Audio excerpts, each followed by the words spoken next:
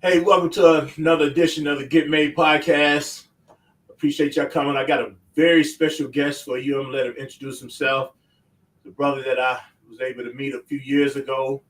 I don't believe he remember meeting me the first time I heard him speak, but we got introduced on another set of business, and he's been an inspiration and a go-to for me ever since. So with that, Aqil, in your mind, could you introduce yourself? My name is Aqil Ingram, originally from New Jersey, now hailing from Maryland. I, in a previous lifetime, studied in the Islamic University of Medina, the Faculty of Sharia, which is judicial law and jurisprudence. And I also had some studies in psychology as well with Thomas Edison State University. I've been active in the field of da'wah and in the field of helping people and educating people for over a couple of decades now. And that has taken me on a journey throughout the U.S., in and outside the U.S., but now we're settled in the state of Maryland. Man, I'm telling you, man, he do justice to his resume, but we're gonna let him stay with there, right? So, Kill, we're gonna jump into this thing. We're gonna have a great conversation on manhood today, but we got some Get Made podcast questions that we normally ask, about three questions, and we're gonna jump into it. So first, any interesting books that you have read over the several months lately, or something that's even one of your favorites? Well, you want a favorite or you want several months? All right, man, you're right. So let's get a favorite in the last several months. How about that?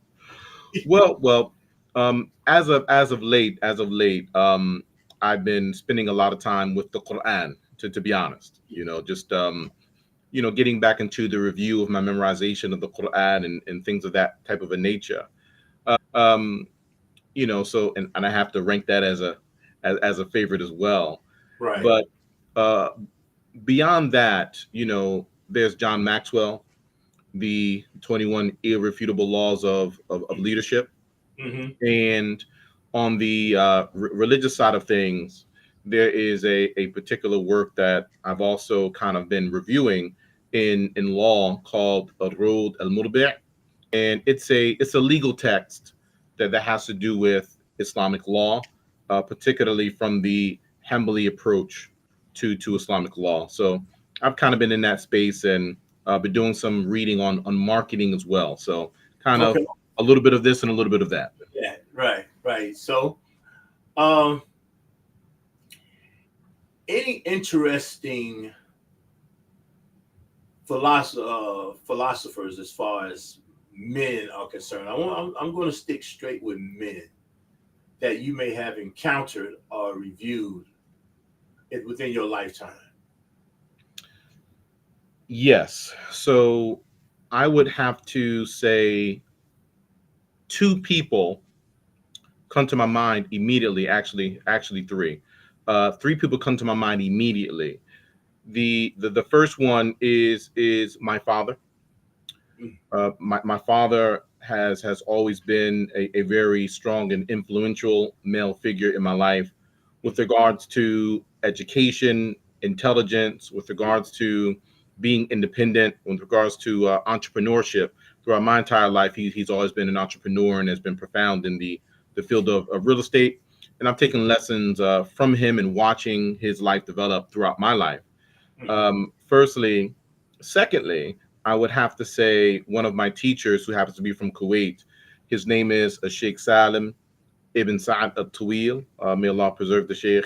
I mean, And he is, for some of us that may not know that particular name, he is one of the leading students of Imam Ibn Uthaymeen. May Allah bestow mercy upon his soul.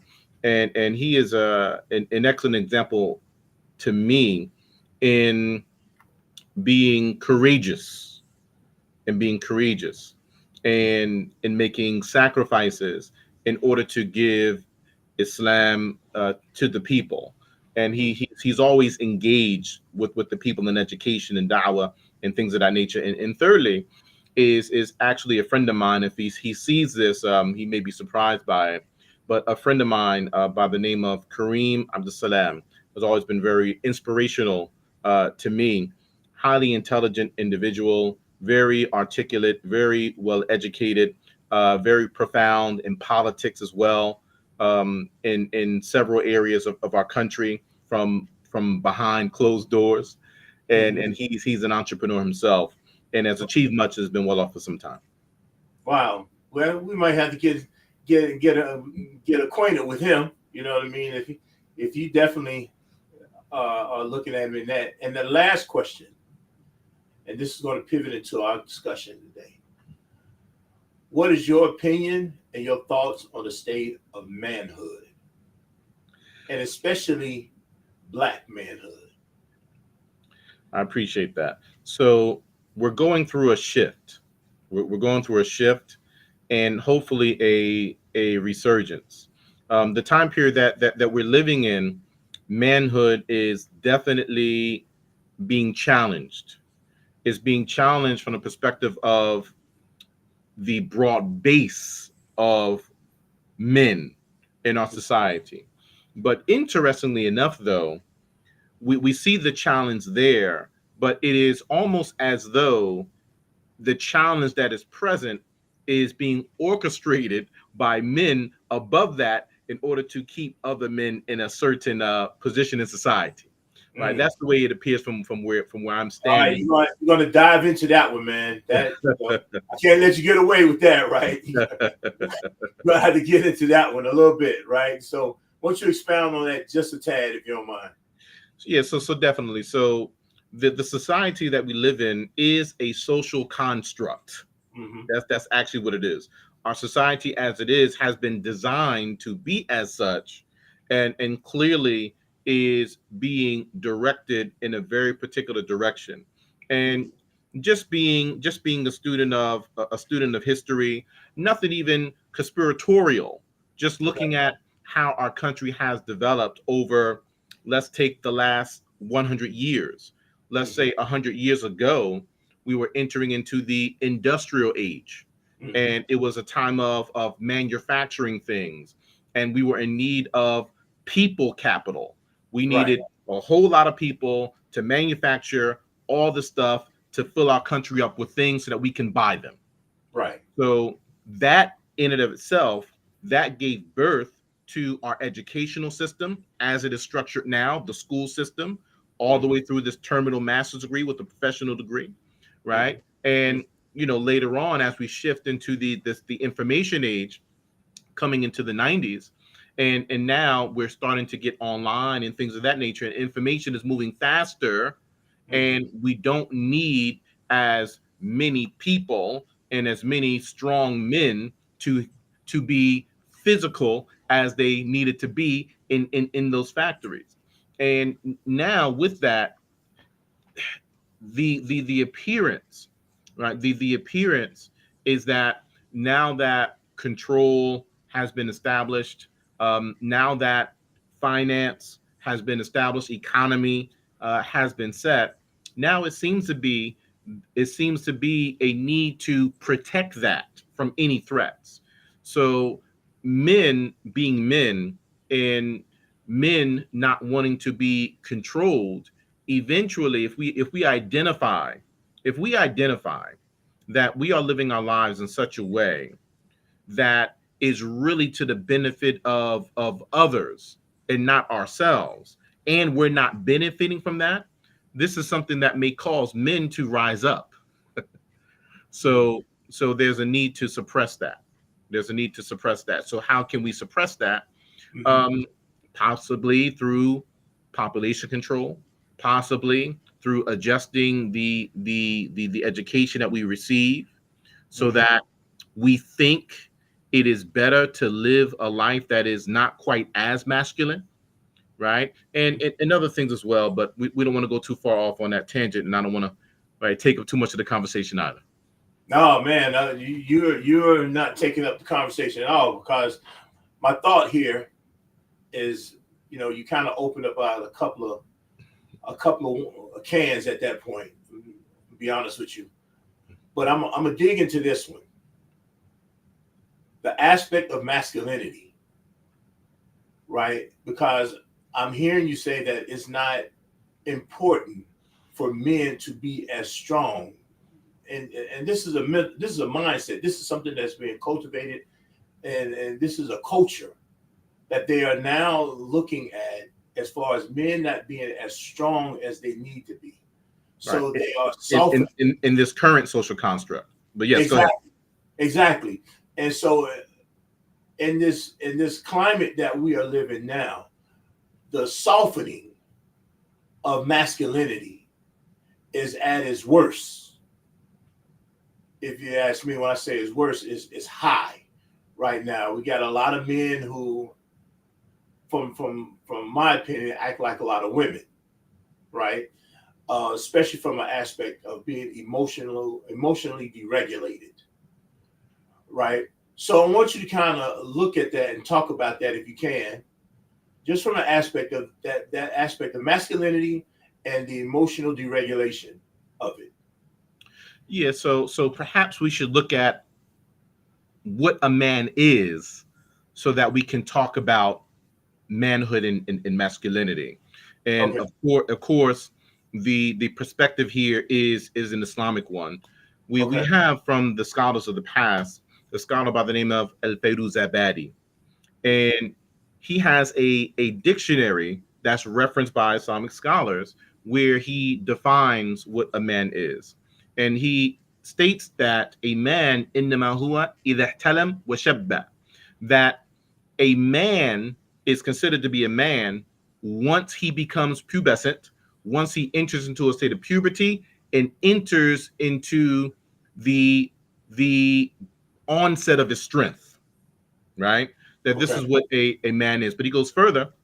He also states, وَهُوَ رَجُلٌ سَاعَةٌ يُولَدْ. He also says that he is considered to be a man at the moment he is born, right? Or in our English vernacular, he's considered to be male at birth. At birth. Mm-hmm. So, as Muslims, in the nature versus nurture conversation, we're going to be inclined more so towards nature than nurture. Okay. And he also mentions that a man is kathir al-jima'. A man is one who has the ability and has the drive, or at least his goal. He has the ability to have intimacy with frequency, right? So you find these things in him defining what a man is. And I say this because when we speak to adolescents, the teenage years, we have this thing in our minds that, okay, from 13 to 18, you're a teenager, and then you're an adult when you turn 18. Right. That's something that hasn't existed for that long. That's something that may have only existed in this way for just over 100 years or a century, a little bit better. Mm-hmm. But from the standpoint of Islam, from the point in time that you enter into puberty, you are an adult. Okay. You're a young adult, but you're an adult. This Mm-hmm. concept of adolescence, we don't have it in that way. So we're going to begin treating you like an adult with adult responsibility from this point forward. It's not this thing of delaying adulthood so that we can offer you further training in indoctrination before you enter into the society, right? Mm-hmm. That began to be put into place, as we stated, during the industrial age, when it was a need to develop people for the goal of aiding the economy, right? Okay. So yeah, that's what a man is considered to be. So then let me ask you this right quick, and I want to hit that, and then I want you to kind of drill back into what we're talking about right now, because we talked about the industrial age, Mm, but it was more important in the agricultural age, mm, right? Especially having boys to be able to do that type of labor. And so they experienced labor at a very early age. In essence, labor then became a mechanism to be able to cultivate manhood. Did that make sense what I just said? absolutely, 100%. I'm with you.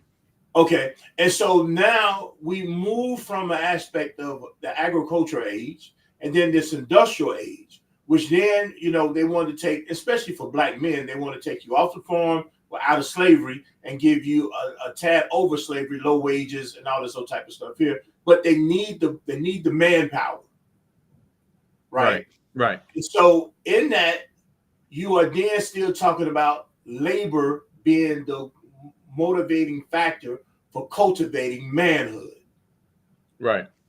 All right. Now, that also coincides with, as you say, one coming into puberty, right? But the cultivation of it started before puberty. Now, I want you to kind of see if you can make the connection of what it is that you're telling me right now, and then expound on it a little bit more based upon the information that the scholar has in his book. Yeah. So excellent. So what we're finding is that there is an elimination of that, right? Mm-hmm. So there's an elimination for the physicality of the man. There's an elimination for the leadership of the man. There's an elimination even for the man to be able to provide. So these things that typically a man would do, the either the capability or the skill sets or the need is now being taken up either by the government or by the woman, right? By design. So the more we get into machines, and the more we get into now, because we're beyond information, we're beyond internet, we're into artificial intelligence now. Right. So the attempt is to eliminate the need for a man to be these things. Now, but not to demerit all of this in entirety. As I mentioned my father earlier, one Right. of the lessons that I did learn from my father, though, that he always told me, he would say, if you learn how to work with your mind, you will always be able to provide for yourself. But if you only ever learn to work with your hands, you can only earn as long as your body can hold up, Mm-hmm. right? So I say that not to demerit all of this in entirety, because Right. society does have to advance. Right. Society does have to advance. Right. However, when we eliminate the man from being a man, when we eliminate his ability to lead, when we eliminate his ability to provide, when we Mm-hmm. eliminate his ability to protect, when we eliminate his ability to educate, when we eliminate his ability to properly rear a family, Mm-hmm. well, then this makes society much more pliable to be formed to whatever is in the benefit of whoever is control of society that particular time. Wow. And we're having this fight on a lower level, which they go and call these gender wars, right? Mm. And everybody wants to pick and choose on and pick at the eye at the men are the protector maintainers of women, right? So and so forth, and you can kind of expound on that a little bit more. But what I'm looking at and what I'm hearing you say is that the system that is actually in play to reduce the man, right, does not even allow for him to really pick up that particular verse in its fullness. That's correct. If we continue to just go with the flow as it is, then yes. But opportunities to do this on our own, they are well, they're dwindling. I mean, they just are. They are dwindling. But more important than the direction of our society is that we need to begin to be responsible for ourselves, and we need to begin to chart our own course regardless of the direction that society may be going in. We define who we are for ourselves, and as Muslims, we're going to strive to define ourselves in accordance with what our Lord is pleased with, and we're Right. going to strive to live in a way that is independent of the creation but dependent upon the creator. And if we live in this way, then we will be able to chart out our own course. We will be able to institute masculinity and manhood and the description of such to the extent that our Lord allows us to do. Wow, man.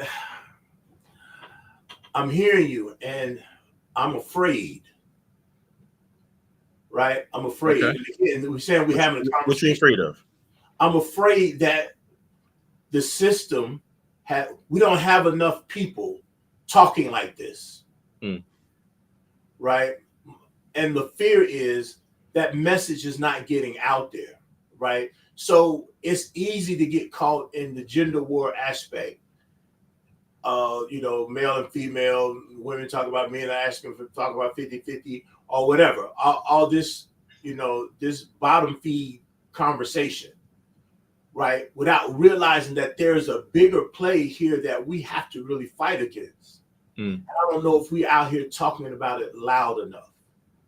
Well, to your point, and making mention of one of the men that I referred earlier, one of my teachers, Sheikh Salim of Tawil, he has a statement that I learned from him, and he would say, "La yuhimmuna adad nas, walakin yuhimmuna ajwadu adad min nas." We're not concerned with the numbers of the people, but we are concerned with the best quality amongst those numbers of the people. Okay. We don't need everybody. We just Right. need enough in order to have impact. So as far as teaching is concerned, or what are you saying? No. As far as establishment of life in a way that is pleasing to our Lord, in a way that is most beneficial to society. We don't need everybody. We just need enough of the right people. Because the idea is, if there's a bridge that needs to be built, then regardless of who builds the bridge, once the bridge is built, then everybody can cross it. Everybody can cross, right? There it is. Right. And so, yeah, right, because everybody's not going to be out there building on that bridge, right? It's just going to be, they're not.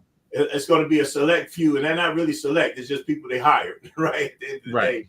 And so, but once the bridge is built, it's capable of being accessed by everyone, right? Correct. My thought here is that, I'm going to use that analogy. My thought here is that there is a toll at the beginning of the bridge that we keep bumping up against. And that toll is the misinformation or the miseducation of men. That's profound. Right. And how, I know I'm asking a heavy question for you, and by all means, you can back out of that question if you need to, right? Right. How do we then, as yourself, myself, other people's, like, the brother that you said that, is profound, has a profound effect on you. I know, like my man Shadid, I know other brothers how do we then continue to, okay, here's my question. I think I have it now. We're not formed enough. And I think that's the issue. The toll is they're not allowing the formation of people to really guide us over this bridge.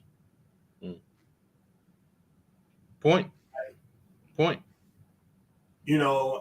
And I believe, how do we then, those select few, because it only is select few who built the bridge, but it's going to be a few who's going to be able to guide you over this bridge properly, right? Because somebody might be trying to run around on the edge of it, and people do silly things, right? But what is your thought as far as the linking and the formation of those who have the knowledge and the skill to be able to lead? How can we get on a proper accord? We may not agree with everything, but how can we get on a proper accord as men? Because this is a job for men. This is a job for strong men. Right. This is an age where strong men need to rise. Absolutely. Right. So my thought there is mobilization, and then there's organization, and I'll explain what I mean. Okay. I'm a union man, so I know that. I know I'm a union guy. So I understand that verbiage clearly. So I want you. Okay. Excellent. Well, then for the audience, then. So Right. For the audience. Right. For our audience. I'm sorry. mobilization, I, perhaps there is some emotional orator. There's someone who has the ability to bring attention to a hot item at this point in time. So then, because we can emotionally excite the people, we can gather the people around an event, right? Some happening or some occurrence.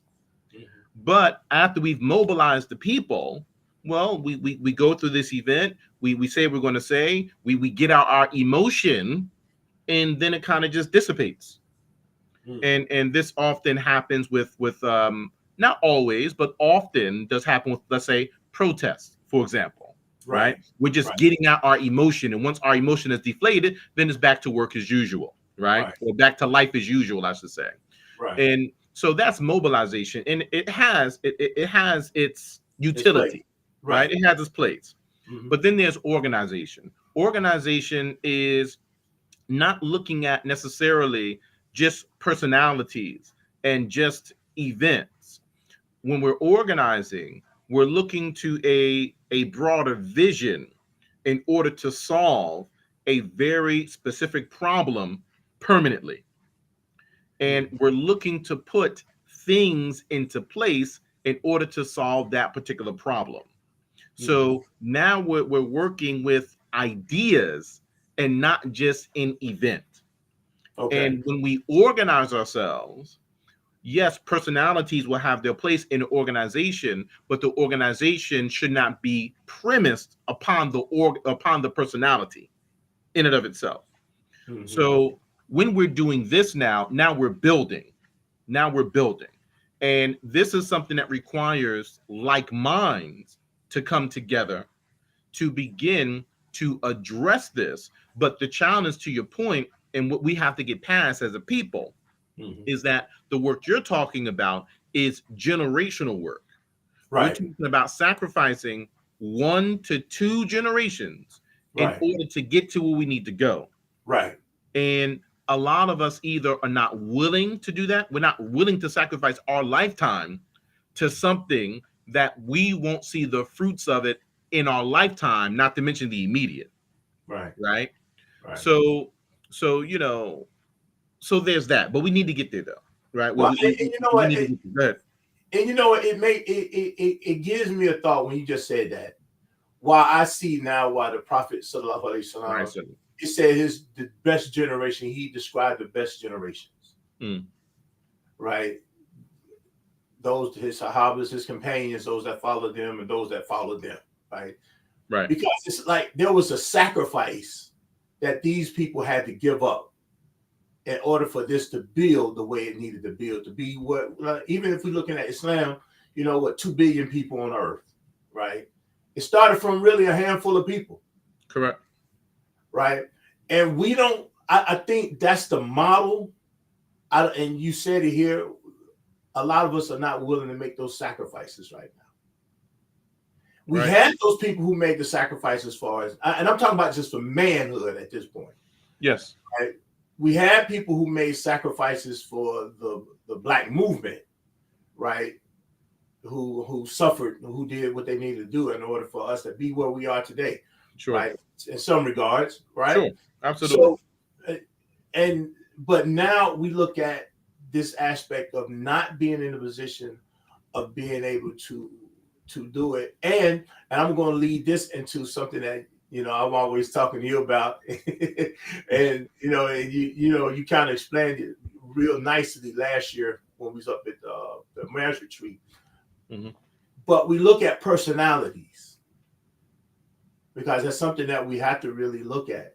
And we have alpha, beta, sigma personalities. And how do we organize that within this group? And first, I want you to kind of expound on those personalities and then give me your thoughts on how to gel these things together. Sure. We speak about these things, alpha male, beta male, sigma male. We say these things. We say these things. But really, it's seen as pseudoscience, right? Okay. It's seen as pseudoscience. Come with And it. the reason why it's seen as pseudoscience is because not that these terms didn't exist, it's that prior to the 90s, these terms, this language was only really utilized to study the behavior of animals Mm-hmm. in their natural environments. Right. So it's really in the 90s where we begin to see some crossover, where this terminology begins to be applied to human beings, Mm-hmm. right? Mm-hmm. You find it if you want to look into the discussions, you'll find it with, for example, Al Gore when he's running for president and how the media is beginning to speak about him. They begin to speak about him in terms of being a beta male, and Mm-hmm. he's going to need to be an alpha male if he wants to be the president, Mm-hmm. right? You'll see it in the PUA community, Mm-hmm. the pickup artist community. With Strauss's work, The Game, he starts using the term alpha male. It gets popularized around 2005 forward. This kind of gets into the public sphere. And then, around 2005 and '06 forward, now we're getting on into the internet. And now we enter into this internet space, and it begins to permeate, and we have the discussion about the manosphere and things of that nature. But this is where it's coming from, just so that we know where it's coming from. Mm-hmm. And from the standpoint of psychology, though, regardless of the terms that we use for it, the concepts of it are discussed in what's called um, evolutionary psychology, right? Okay. Evolutionary psychology. That's where you're going to find these concepts where people are drawing from, either directly or indirectly. But when we speak to the alpha male is describing a type of a man, and this type of a man is seen as a dominant man. He's seen as a go-getter. He's seen as one who would deem others as subordinate to Mm-hmm. himself. Mm-hmm. He's seen as one who will put others into place based on his will and needs, Okay. right? Mm-hmm. And this individual typically will be found in leadership positions or role model positions, Mm-hmm. right? Mm-hmm. So think, for example, it's not uncommon to see someone that may be described as an alpha male as a CEO of a company, Mm-hmm. or one who is leading a sports team, the Right. star of a sports Right. team, things Right. of this type of a nature, right? Mm-hmm. Leading entertainers, right? Things of this type of a nature. So that's the alpha male. The Okay. the beta male is the opposite of the alpha male, in that the beta male is one that is being led by the alpha male. Mm-hmm. So because the male is being led by the alpha male, he's subordinate to him. And because he is being led by him and is subordinate to him, by Mm-hmm. default, he will receive less opportunity than the alpha male does, because the Which alpha as far as male, shining, as far as trying to shine, or as far as trying to be heard, or in as what regard? as far as trying to shine, as far as trying to be heard, as far as opportunities for income, as far as opportunities with women, across the board, right? Okay. Popularity, right? He Mm-hmm. will receive less, and the Okay. alpha male will typically receive more of those things, and the Right. beta male has to receive the scraps Mm-hmm. therefrom, Right. There. right? Okay. Whatever's left over Whatever after the left over, alpha male is done. he get to pick. He get to pick of whatever left over. Right. Correct. He get Correct. to The pick alpha of, male gets to pick of the litter, get and to the pick of beta the. takes whatever left over. Go ahead. No, I'm saying he doesn't get to pick of the litter. The beta does not get to pick of the litter, right? Following this line of thought. Mm-hmm. But the interesting thing here, though, is that in order for the alpha to exist, the alpha is in need of the beta, and the beta is in need of the alpha in order to exist, Okay. right? Their existence is based off of what they can receive from the other, right? Mm-hmm. So it's an external projection, and then there's reception based on that external projection. And because of this, Mm-hmm. it becomes interesting. You have a third type, and there are more than three. We don't have to get into Right. the That's others. more than three, right? But there are more than just three. But these three Yeah, are probably one of the most interesting ones of them at this point, right sure, absolutely. So there's the sigma, right? The sigma doesn't classify as alpha or beta in their descriptions. now. Right. So the sigma male is one who is often carrying a higher level of intelligence, but his view of self is premised upon his own self.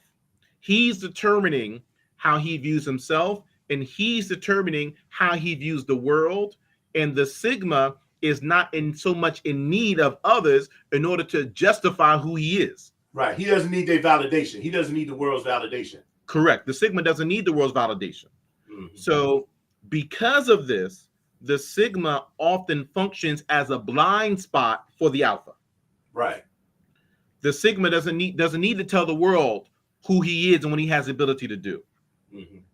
But the sigma is often very observant, and the sigma is often looking to the betterment of society or what individuals may need and looking to fill that. Mm-hmm. So because of this, the sigma often has an ability to understand and to relate to others to the standpoint that the quote unquote betas become comfortable with this individual. Mm-hmm. But the sigma also has the leadership capability of the alpha. Okay. It's just that the sigma has not been in a situation where he feels he needs to explore that. Right. Until he does. Until he does. Until he does. Right. Mm-hmm. And then he does it. Right. Right. So these are those three. Well, and I think this is interesting, right? Because within the community, right, and here we are, a culture dealing with a subculture, and breaking off into other subcultures, right?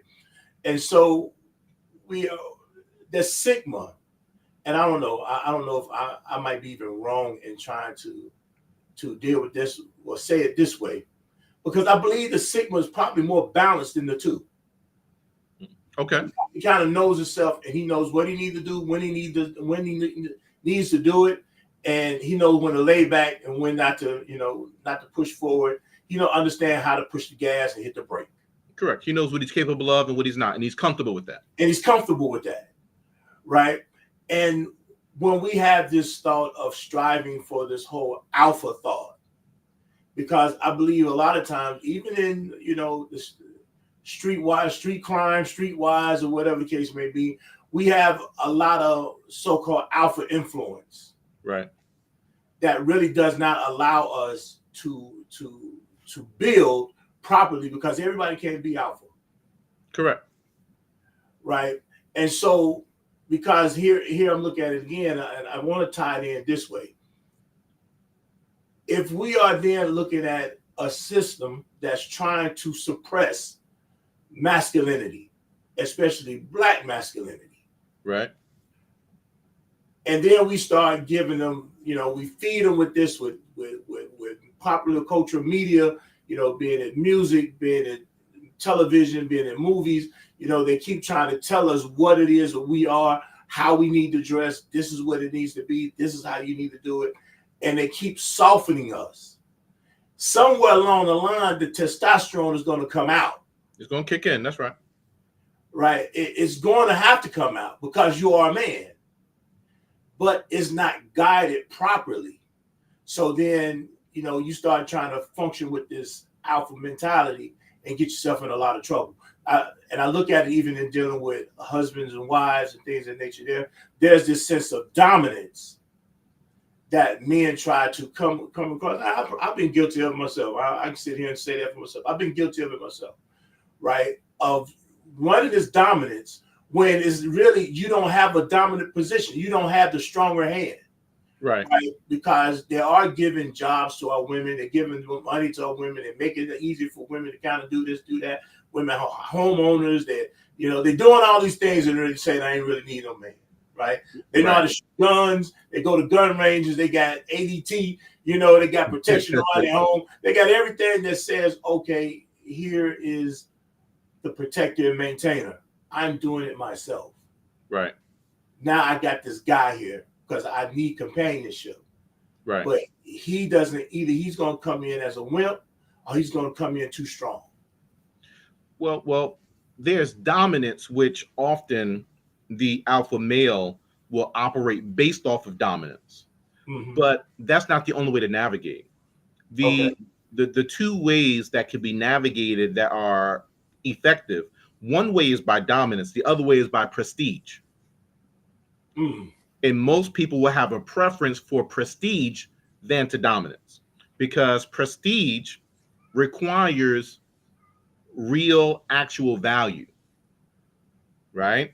So it requires that you have finesse, not force. You have intelligence about yourself. You carry yourself in a particular way. You have decorum. You have know-how. You have soft skills. You know how to navigate people and situations. You have life experience, and you're not just basing yourself off of just brute force, right? Just brute force and just raw, whatever the brute force is. That brute force could be your physical strength. That brute force could be your money. That brute force could be the position that you have, but it's still just dominance and brute force. Right. And what happens is, even if you use dominance, and I'm not saying that dominance doesn't have a place, because it does. Right. But if you're only using dominance, you may get something done. You may cause people to get in alignment, but it's not out of love for you, and it's not out of trust for you. It's because the people don't have another option. Right? Whereas if we employ prestige, then it's a mutual benefit. And along with people mutually benefiting, so we're getting to the same goal, we're navigating ourselves to the same end, but there's also love that's there. There's also trust that's there. And there's also proof of experience that is there as well. And that is a longer standing, self-sustaining model. Okay. Well, then because, again, because you have some men who feel like in this day and age, you have some men who feel like, okay, they don't understand the aspect of prestige, because the only thing that they see the world is functioning off of is, this dominance of, if I got the money. Matter of fact, I had a professor who used to say, in my graduate school, he used to say, "He who has the money wins." Not always. Right? But that was his philosophy, right? Okay. It really isn't, right? But it's like, but we take that on, and you have some, even some women say, since I'm making this money, I'm doing this, I'm helping you out, I don't really have to listen to you like that. Right. Or you got some men who may feel like they've been cut off at the knees. I'm gonna put it like that. I'm gonna go a little lower than where I was going to go, but I'm down to the knees. They've been cut off at the knees because the women are helping them, right? Because they feel like we live in a society, we had all this going on, and in order for us to make it, it needs to be a 2-income household or a 3-income household or whatever that looks like, right? And they don't understand the aspect of prestige, influence. Because that's what we're talking about here, influence. Correct, influence, you're right.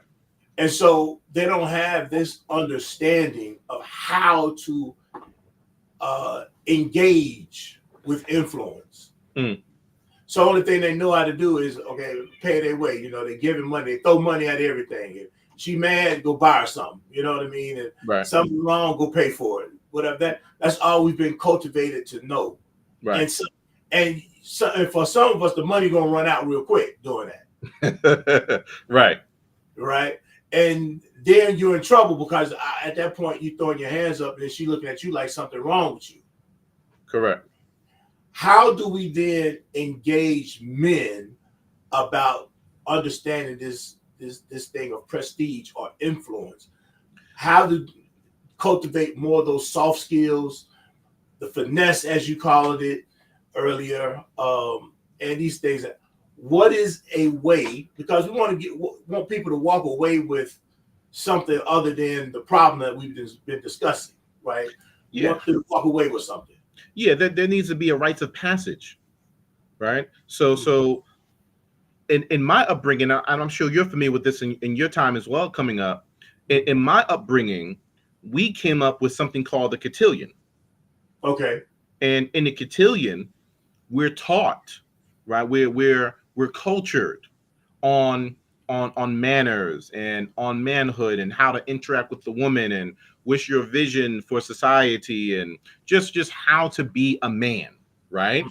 Mm-hmm. So there needs to be again some form of a rites of passage, or just for a more simplistic word, there needs to be manhood training, regardless of how far you are into your manhood, right? Right.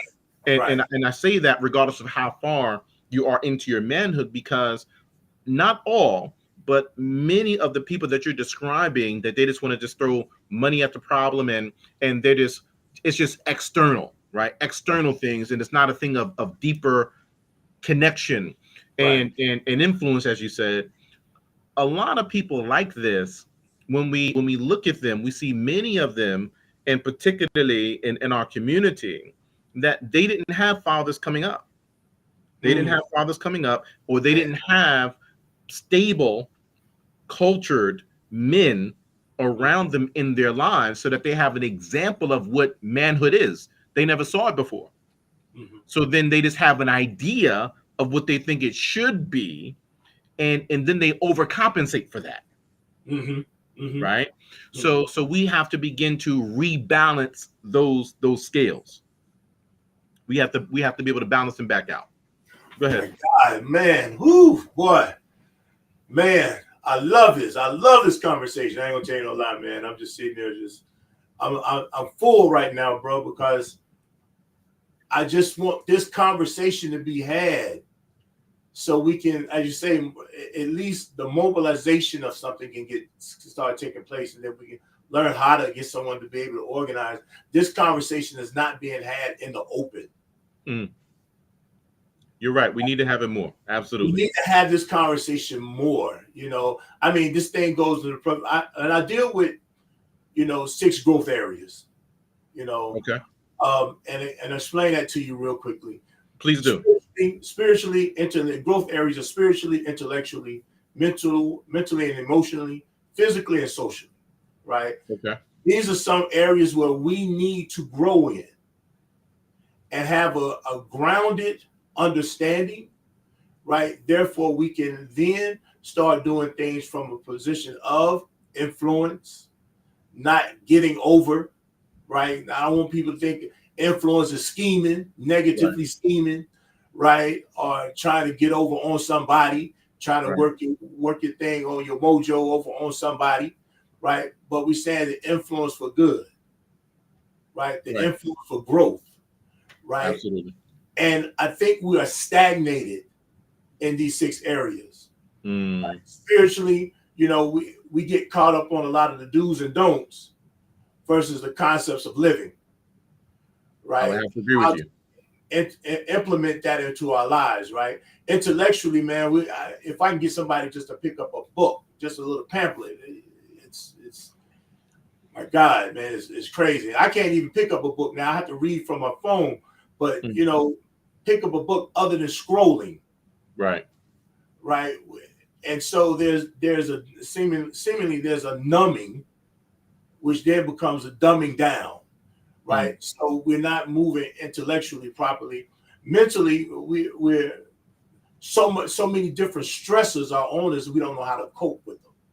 mm, And emotionally, we just are not regulated. We are very impulsive. mm, Talking about men, right.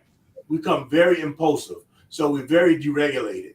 Physically, a lot of us, are not really taking care of ourselves as we should. We don't go to the doctor as we should. We don't look at ourselves as we should. And we have a lot of problems that if we have taken care of those earlier. We're not eating as we should. Exactly. Mm, Man, I mean, even now I still get pushed into having to drink water, right? mm, You need to drink more water, right? right. We're not doing those things, and I'm a lot better than I used to be, right?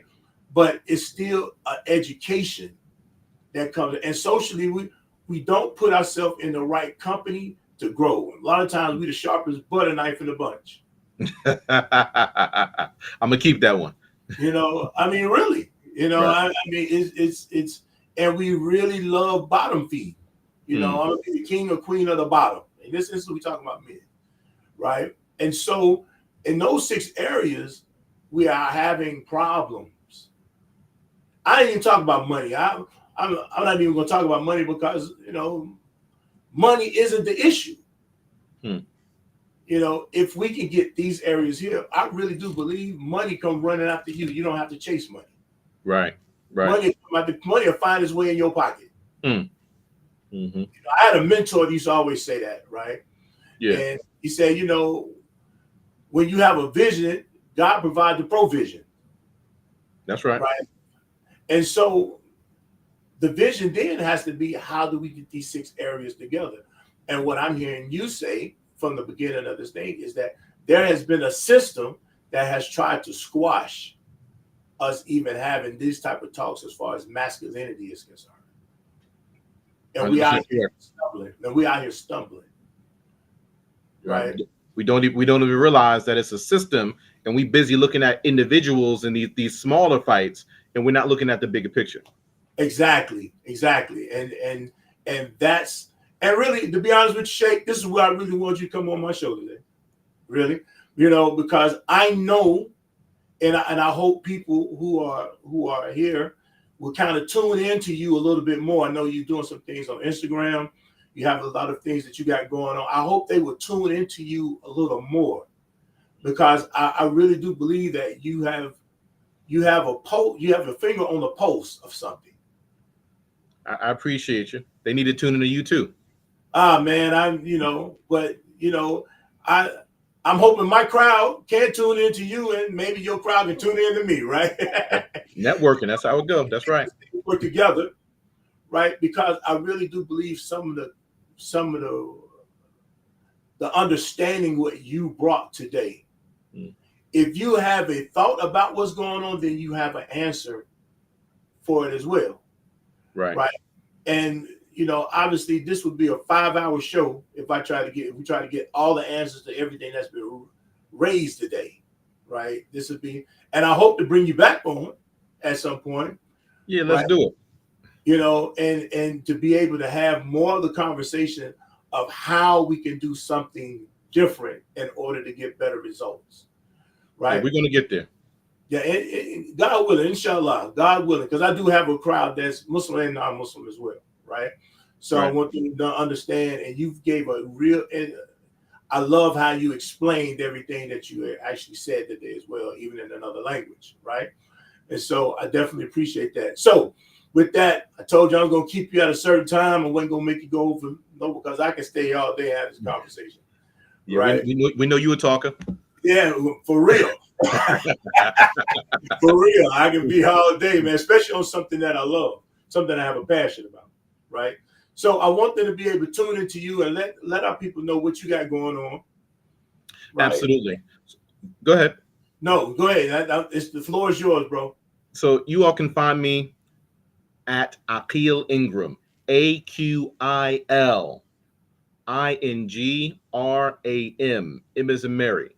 That is my website, aqilingram.com. At Aqil Ingram. You can find me on YouTube. You can find me on Instagram. You can find me on Facebook as well. That's how you connect with me. And just so that you all are aware, one of the biggest programs that we have right now that we're pushing is called the Medina Student Boot Camp. As I mentioned earlier, I'm a student of the Islamic University of Medina.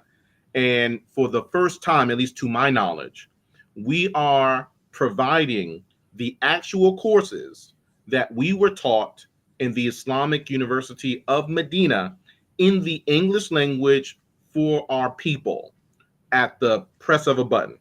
You don't have to go overseas. You don't have to go to a university. You don't have to learn the Arabic language. We just give it to you all at the press of a button. So anyone that has been looking to seek knowledge, or maybe you got overseas and had to come back, or you applied, you weren't accepted, we have a solution for you now. It's done. It's available. Just connect with me. We'll get you where you need to be. Wow, man, that's fantastic. And that's something that's very much needed for a lot of people who really have the struggle. They have the wish and desire to go and study, but then, they have circumstances that won't allow them to. And here, lessons of technology has allowed this situation to kind of come forth to be able to help other people. So, Absolutely. with that, I want to thank everyone for tuning in today. This has been a wonderful conversation. We want to keep this conversation going more and going on further. Please comment if you have any questions that you want to do privately. Of course, put it in my inbox. If you want to hit Aqil up, please do so, because I think he responds to things that come to him just like I do. And so we want to make sure that we have an understanding of manhood. And believe it or not, sisters, you have sons, younger sons, hit us up. We want to be able to help them as well, because again, this manhood thing, as he explained today, starts even before puberty, right? And this is something that we've been coddling our boys long enough, right? And so they need to step into this thing of manhood, and they need to start stepping into it early. I think we have some answers here for you. Y'all hit us up, and y'all gonna see us again next week. Of course, stay tuned to my 15-minute Friday frenzies. I'm always having that on there. I appreciate people tuning in to that. Of course, you can see me on YouTube at the Get Made Podcast on YouTube and here on Facebook. And we're going to